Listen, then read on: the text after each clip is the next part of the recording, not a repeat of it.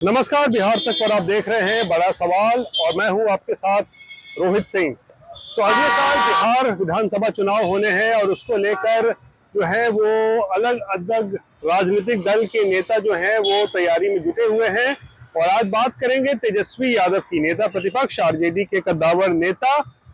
और तेजस्वी यादव का भी दिसंबर प्लान जो है वो पूरी तरीके से तैयार है और दिसंबर के महीने में तेजस्वी यादव जो उनकी पहले से यात्रा चली आ रही है उसी यात्रा को वो आगे बढ़ाने वाले हैं और तमाम जिलों का वो दौरा भी करने वाले हैं।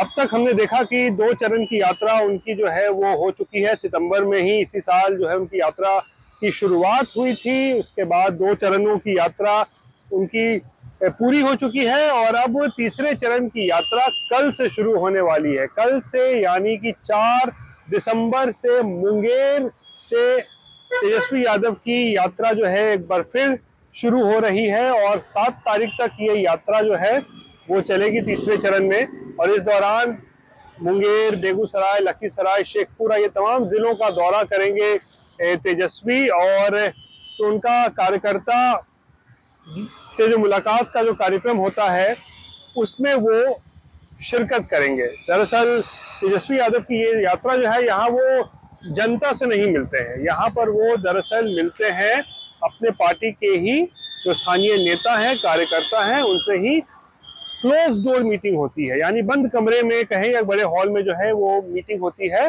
तो उसी की शुरुआत हो रही है एक बार फिर से।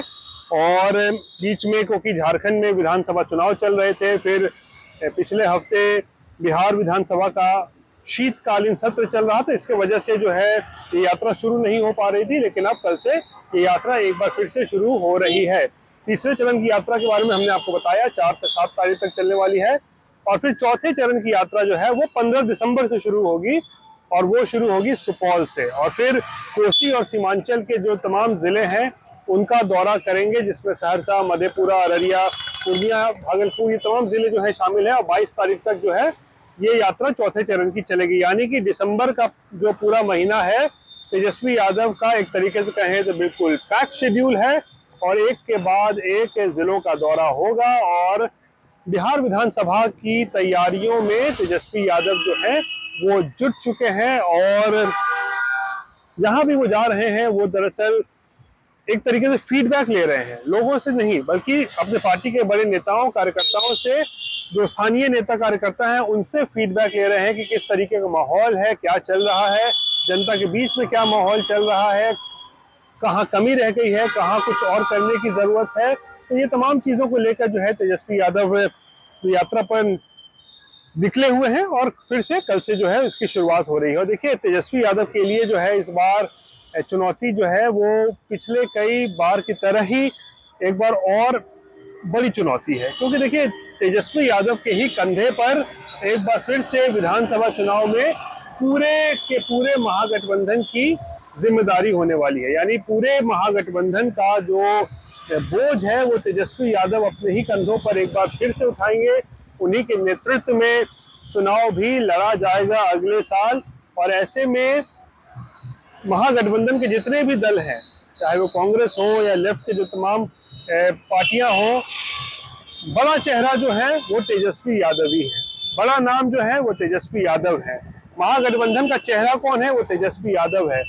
तो तेजस्वी यादव के नेतृत्व में ही जो है वो अगले साल का बिहार विधानसभा चुनाव लड़ा जाना है। और इसीलिए हम देख रहे हैं कि सबसे ज्यादा जो एक्टिव भी जो इस वक्त है वो तेजस्वी यादव ही नजर आ रहे हैं कि किस तरीके से सिर्फ आरजेडी ही नहीं बल्कि पूरे महागठबंधन को जो है वो एकजुट करके जो है वो आगे लिया जा सके, आगे लेके उसे जा सके।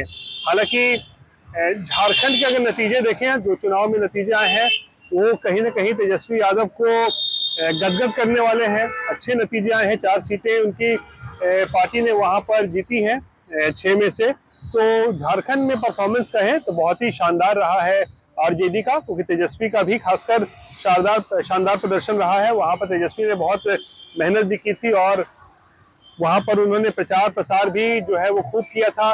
लेकिन जो उनका है कहे होम स्टेट है, मतलब यानी कि बिहार की बात कर रहे हैं, होम स्टेट पे जो फिर चुनाव हुए थे, यानी कि जो 4 उपचुनाव हुए थे उसमें प्रदर्शन जो था वो बिल्कुल कह सकते हैं अच्छा नहीं रहा।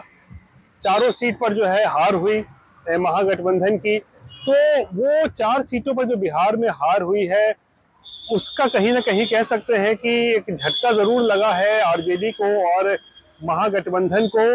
लेकिन अब ये क्योंकि ये उपचुनाव था तो ठीक है, चलिए महागठबंधन अच्छा प्रदर्शन नहीं किया। तेजस्वी यादव भी कह रहे हैं ठीक है चलिए कोई बात नहीं है, अभी आगे और बड़ी लड़ाई लड़नी बाकी है। और इसीलिए अगले साल जब अक्टूबर नवंबर में बिहार विधानसभा के चुनाव होंगे तो फिर पूरा का पूरा जो दायित्व है वो तेजस्वी यादव के ही कंधे पर जाने वाला है, पूरी जिम्मेदारी उन्हीं को निभानी है। और इसीलिए तेजस्वी यादव जो है अब यात्रा पर निकल गए। हालांकि दिसंबर में ही 15 दिसंबर से मुख्यमंत्री नीतीश कुमार की भी जो है महिला संवाद यात्रा जो है वो निकलने वाली है।